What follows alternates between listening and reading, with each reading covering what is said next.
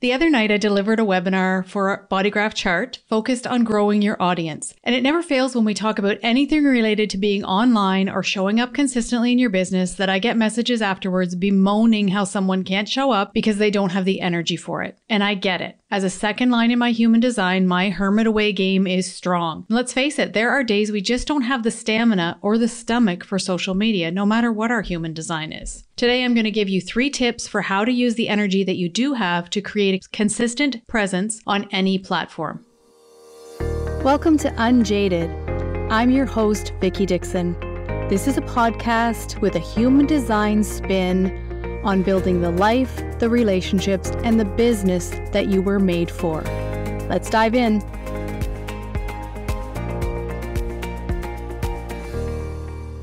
So let's talk about it. Showing up consistently online. This is the thing that I get the most resistance to from people in the Content by Design course. They tell me, I don't know what to say. I hate social media. I don't have the energy for it. Nobody's listening anyway. I'll just show up when I feel like it and trust the universe. But let me push back on that a bit. We're always looking to build the know, like, and trust factor, right? You won't build trust with your people if they don't know that you'll show up for them. Does that mean that you have to be online 24/7? Hell to the no. In fact, I'll let you in on a little secret. I very rarely consume social media. I'm hardly on social media at all. There's a reason I'm not following every trend online and growing my account to tens of thousands of followers. It's because I don't have the stamina for it. It's not where my interest lies. I'm busy building things that will last in my business. I'm focused on the long game. And social media is a tool that I'm using to promote the long game. So what's the long game in your business? Basically, anything with a search engine focus is going to contribute to your long game. Think YouTube, your blog, website, Pinterest, podcast, even your email list is a long game. Although it's not searchable, it is a long game. But I digress. So social media is a tool that you can use in your business to intentionally connect with people and bring them into the rest of your world.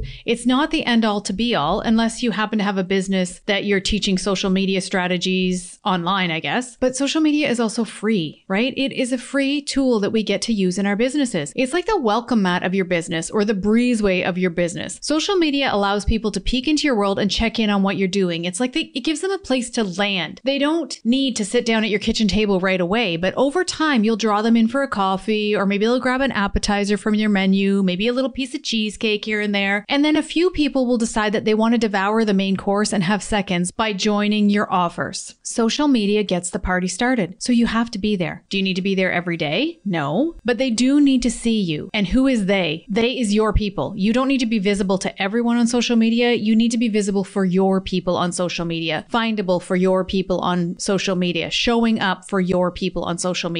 They need to see you consistently enough that they know that you're the real deal. And the algorithm needs to see you more than occasionally, but that's a story for another episode. So how are you going to do this without burning yourself out? Actually, before we get into that part, let me throw some human design lingo / excuses around that I hear all the time, just so you know that they won't fly here. If you don't have your human design chart, just pause this episode, head on over to the website. It's in the show notes, vickidixon.com, and grab your human design chart for free. What is human design? I'm so glad you asked. Human design is like if the chakra system and the Jewish Kabbalah and astrology and the I Ching had a baby, it would be human design. It is the blueprint of who you came here to be. And in your human design, we find your soul purpose, your life purpose, the lessons you came here to learn, the way you'll be kind of knocked around by life and conditioned away from yourself, your greatest gifts, your greatest challenges, all of it is in your human design. So you can grab your chart for free on my site. You just pop in your birth information and then you'll have it. So because this is a human design based podcast, I'm going to walk you through some of the things that I hear from people as excuses in their human design rather than using their human design to empower them, okay? You can see that I'm grinning evilly here. I hope my evil grin is full on right now. So people will say, but Vicki, I feel down and out. I don't know what's wrong with me, but I just can't get it together. Insert emotional way. I can't bring this energy into my business, so I'm just going to sit it out. Well, as my granddaughter Sawyer would say, well, that's just not going to fly. It's just not going to fly with your people. No, you don't have to show up online when you're in a grumpy mood, but I'm going to show you in this episode how to actually batch out content in a way that honors your energy and allows you to show up when you're in the right mode and still carry that energy across into your feed, okay? So if you have an emotional wave in your design, then your emotional system, the triangle on the lower right-hand side, will be colored in. Usually it's brown, but it will be colored in on your chart. So if you're someone who feels like you have these dips in your emotions, these dips in your energy that just you feel like almost depressed. I have this in my design, and I used to think it was my hormones. And my hormones certainly coincide with that, but definitely your emotional wave is going to have an effect on your business. But you don't get a pass. You don't get to say, well, I can't show up like this, so I'm not going to show up at all. Okay? How about this one? I'm a non-sacral being. I'm a manifester. I'm a projector. I'm a reflector. You just don't understand how tired I get, Vicky. So what this looks like on your human design chart, if you're following along on your own chart, is that you will be listed as a manifestor, a projector, or a reflector, but also the second box from the bottom of your design will not be colored in. It will be white. That means that you're designed for cycles of rest. You're here to be wise about when is enough enough. You're not here to push through energy that you don't have. But I'm not asking you to push through energy that you don't have. I'm actually asking you to use your energy when it is on to get a whole bunch of stuff done ahead so that you are there when your people need you to be there. Here's another one. But Vicky, my root pulse is off. I feel like I'm walking through quicksand. I just can't get anything done. I don't have any creative drive in me today. I get it. I have this too. In your human design chart, this will look like the bottom box on your chart being colored in, usually brown. It is a square. It will be colored in. If you have a defined root center in your chart, there are times where you're going to feel so much energy. It's like you could be the Tasmanian devil going through your house and getting it all clean from top to bottom. You could be the Tasmanian devil creating things in your business like a mofo. And so what I see people doing is it's like, yes, I got 5 posts ready. Yay. Okay. So I'm just going to post them all today, and I'll just be online all day, and I'll just talk to everybody, and I'll build relationships, and I'll do all of the things. I'll do a blog post, and I'll do a podcast episode, and I'll do social media and all of the things. And then their people don't hear from them for another month and a half until their root pulse is on again. But what we're going to talk about today instead is getting that content situated somewhere so that it's spread out over time and you appear to be where you need to be consistently so that your people know that they can count on you. Okay? All right. There's so many excuses that we can use our human design for in not creating content or not showing up efficiently on social media. I could go on all day about that, but I want this to be relatable for everyone. So if you're not super familiar with human design, I don't want you to be lost in this episode. So let me ask you this. If you understand your human design now, before you understood your human design, did you make yourself do the things in your business that needed to get done? Or did you allow yourself off the hook? Because what I find is that so many people are using the human design as an excuse rather than an empowerment tool. That's another whole episode that we could do. Instead of leaning into who their human design actually tells them that they are, instead of leaning into their gifts and talents, they use their human design as an excuse to not do the things that need to be done. And the fact is, before they knew their human design, they were showing up somehow, some way. Now, we don't want you burning out to show up, but we want you to be using your energy well. So content creation, consistent content creation. How are you going to do this? I'm going to give you 3 tips for how to create consistent content without draining your energy. Number 1, instead of creating a block in your calendar for, Monday morning, I need to create my social media posts for the week, or Monday morning, I need to create 10 social media posts for the month. Instead of doing it like that, what I do is I create space in my agenda for creativity. And for me, that means whatever is flowing at the time. So I have different creative blocks throughout the week.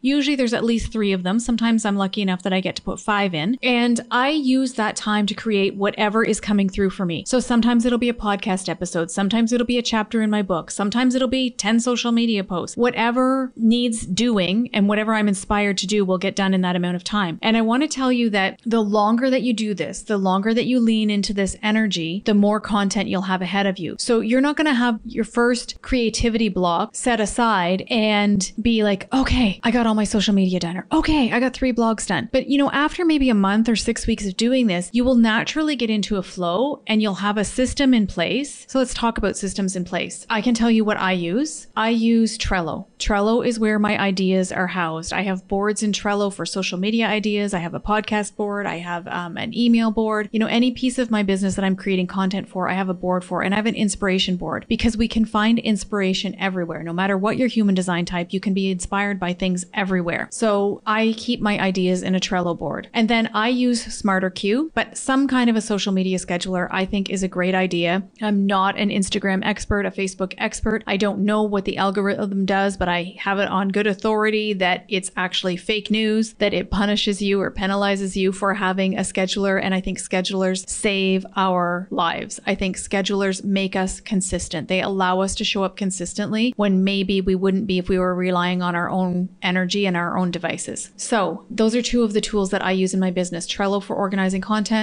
keeping my ideas organized, and then SmarterQueue is where I schedule out all of my content. Actually, I could probably do an episode on SmarterQueue because it is a really cool scheduler that allows you to rework content so that you literally are never running out of content. Really cool. But there's tons and tons and tons of social media schedulers out there in every budget range there is. And then of course, Canva, right? Everybody's favorite Canva. It's so easy to create graphics in Canva. And even don't get super concerned about it if you don't have to have perfect graphics. In fact, I think that we are moving more and more and more away from perfect graphics and just people are wanting to see your real life. So a picture, and we're going to talk about how to find that content as well.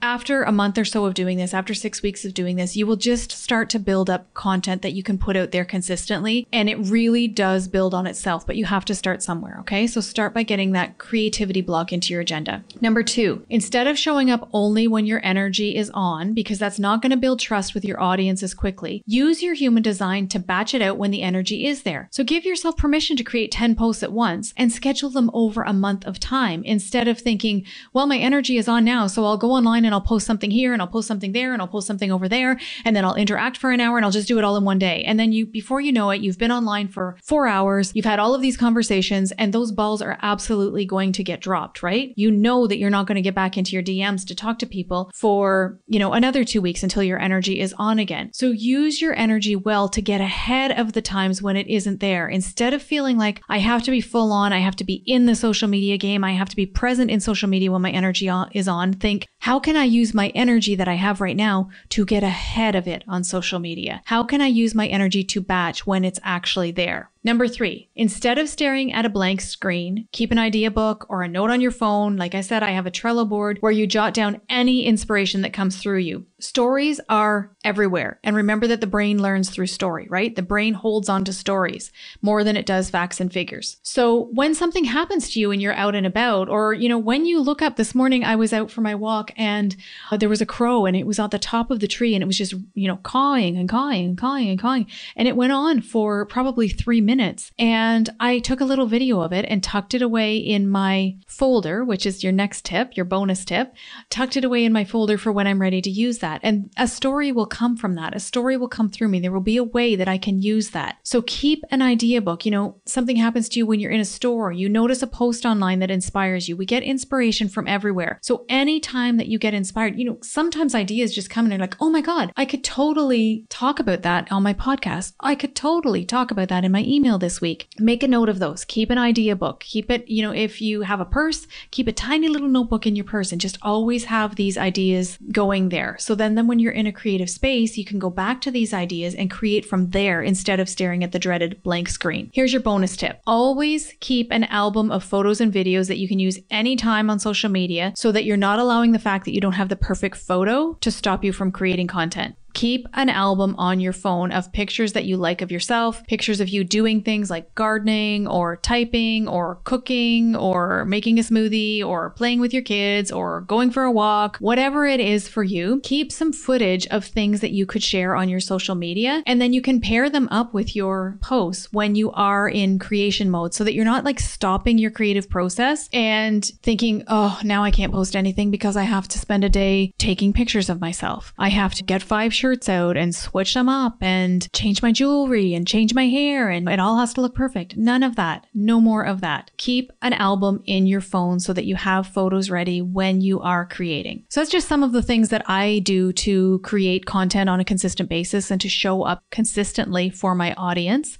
There will be times when your creativity just isn't there, when the energy isn't there for it. That's the nature of creativity. If it was on all the time, we would never be able to settle ourselves down, right? We wouldn't appreciate our creativity. We wouldn't know what it felt like in our bodies if it was on all the time. It's not meant to be on all the time. We need breaks from our creativity. But learning to work with the pulses and the rhythm of your own energy is imperative to getting more done and more significant things done in your business. More things that are going to matter. More things that are going to draw your people to you. You don't have to be on social media 8 days a week to be consistent. You don't have to use the latest trending reel strategy. And you don't need 50,000 followers. What you need is 1,000 true fans. And that is from Kevin Kelly. You need 1,000 true fans who love you, are loyal, and will be happy to buy what you're offering. And in order for them to do that, they need to actually see how you can help them. In order for them to see how you can actually help them, you need to show up. And in order for you to show up, you gotta work with your energy rather than fighting it every step of the way. Lean into your human design to get more done in less time, to create content consistently with every bit of intention that you can muster. Stay unjaded.